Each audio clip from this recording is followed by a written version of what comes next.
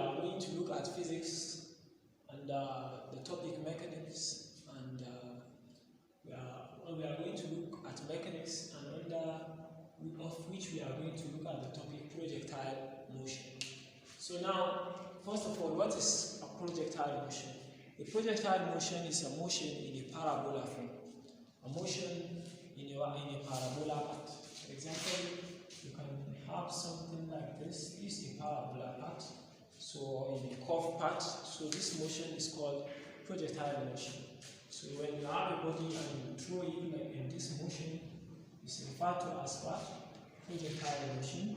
So this place is referred to as the y-axis, which is the vertical axis, and this place is the x-axis, which is the horizontal axis. Then we have the maximum vertical distance reached is called the maximum height. So the time it will take for it to move from this place to this place is called time to reach maximum height. Then the time from here to here is referred to as time to return from maximum height. So from here all the way to this place is called time of flight. That is, time of flight combine the time from maximum height plus time to reach maximum height plus time to return from maximum height. If you combine them together, they will give you time of flight.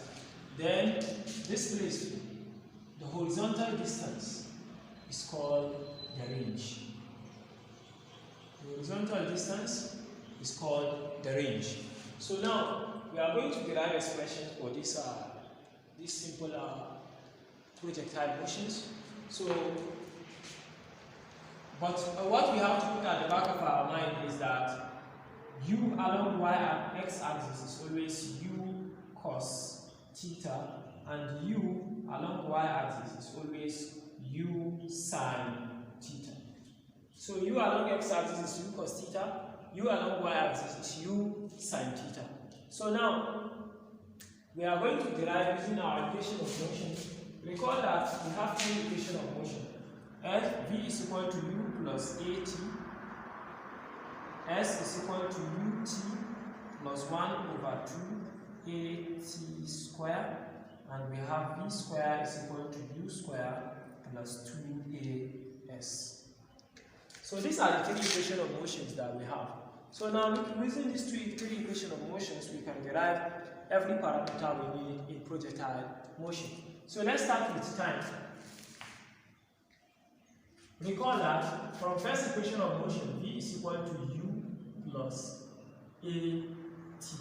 But when you project this particular thing into the air, it's now affected by gravity, and it is against gravity. When you throw something up, gravity will push it down.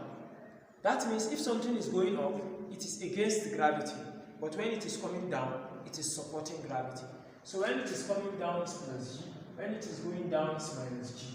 So now, since it is against, the object you launch into the space is against gravity. Therefore, it's going to be negative g. So that means A can be represented by negative g. So we can say v is equal to u minus gt. Also, at maximum height, when you throw an object, it will stop before coming down. So that stop, it used to stop, it makes the velocity, the final velocity is always equal to 0. So since final velocity is equal to 0, we can say 0 is equal to u minus gt.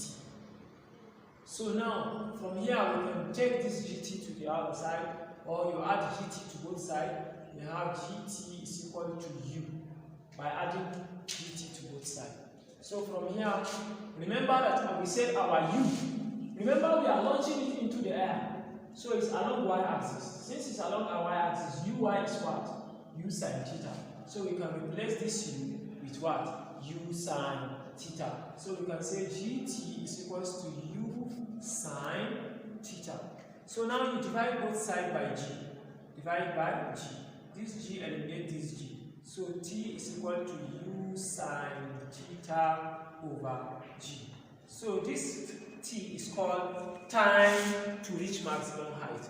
So whenever you are asked to find the time to reach maximum height or time to return from maximum height, you use u sin theta over G. But sometimes it does not necessarily mean angle. They will ask you to calculate the time to reach maximum height or calculate the time to return from maximum height, but you are not given theta. So in that case, you use T is equal to U over G. So this is also time to reach or return from maximum height. So now, this one is time to reach maximum height or return from maximum height. So now let's look at time of flight. Recall time of flight. We say time of flight is the time taken from here to here and also from here to here. So from here to here we have small t. From here to here we have another small t. So we can say t is equal to 2 small t. So if we have t is equal to 2 small t, then we can say t is equal to 2. What is our small t? U sine theta over g. So we can say u sine theta over g. So this is our time of flight. But sometimes you may not be given angle also. So where you are not given angle, you can say t is equal to 2u over g. If you ask to calculate time of flight, but you are not given the angle, so you can use an angle, you can use 2u over g, depending on the question. Now, the next thing we are going to derive is maximum height. This one is time of flight. Now, maximum height. Remember, recall we said v square is equal to what? U square plus 2gh. This is our third equation of motion. So from this third equation of motion, 2a ESCO.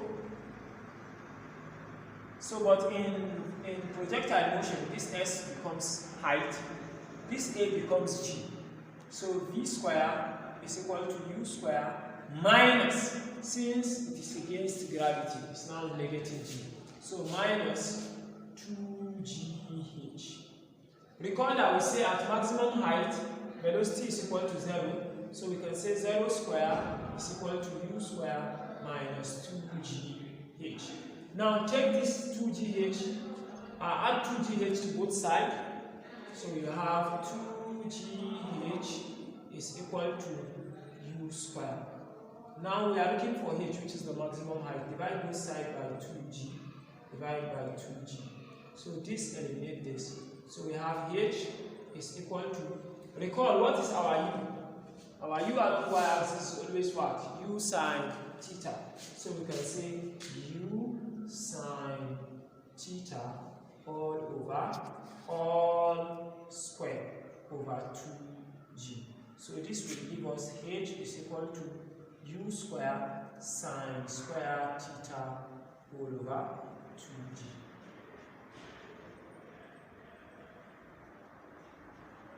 This is the equation for maximum height.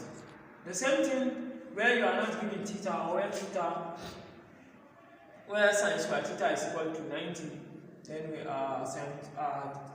square theta is equal to 90, or where we are not given theta, we know that maximum height is equal to u square over 2g. One good thing about this projectile motion, sometimes you can be asked to find this velocity. If you are asked to find this velocity, you cross multiply, you have v square is equal to 2gh. From here, we have v square, so we take the square root of both sides. This eliminates this, we can say v is equals to square root of 2gh. So sometimes you'll be asked to calculate velocity and you'll be given maximum height. So many people get confused about those questions. So this is a simple solution, because most people think about distance over time, but this is the simple equation. You just say v is equal to square root of 2gh. So this is maximum height. Now the last one we are going to derive is the range. The last one we are going to derive is the range.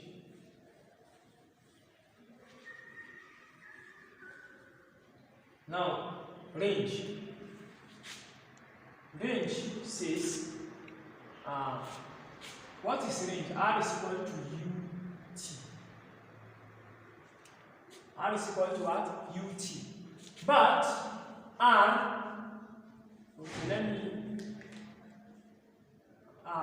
from R is the same thing as S. S is equal to ut plus 1 over 2at squared. So using gravity, you have S is equal to ut minus 1 over 2gt squared. But now we are talking about this S is the same as range. It's equal to ut minus 1 over 2gt squared. But recall, range is what? It's on the horizontal. Since it's on the horizontal, there is no influence of gravity. And since there is no influence of gravity, that means G is equal to 0. So if G is equal to 0, I have R is equal to ut minus 1 over 2 multiplied by 0 multiplied by t squared. So everything here approaches 0. So that means we have R is equal to ut. So since R is equal to ut, remember now it's along horizontal, which is ux. It's along x-axis. This R is along x-axis. So ux is equal to what? U cos theta. So you can say R is equal to, this U will be replaced by what? U cos theta, then T. So now recall, what is our T? We calculated T the other time to be U sin theta over G. So we can say R is equal to U cos theta multiplied by U sin theta over G. So that now we can say our R is equal to U times U square. Now cos theta sin theta gives us sin 2 theta all over G. This is our formula for range. But sometimes you may be asked to calculate maximum range. At maximum range, 2 theta is equal to 90. And sin 90 is what? 1. So 1 times u square is u square. So at maximum range, R is equal to u square over G. So these are the equations that are guiding projectile motions for now at this level. So, but in further level, there are other equations, such as some equations that relate time of flight, maximum height, and range. There are equations that relate maximum height to range. There are equations that relate time of flight to maximum height, time of flight to range. But as of now, at this basic part of mechanics, this is what we are expected to know. So you should take note of all this, and may Almighty Allah help us. Once again, Mr. Muhammad, you are welcome to your studio class. Thank you.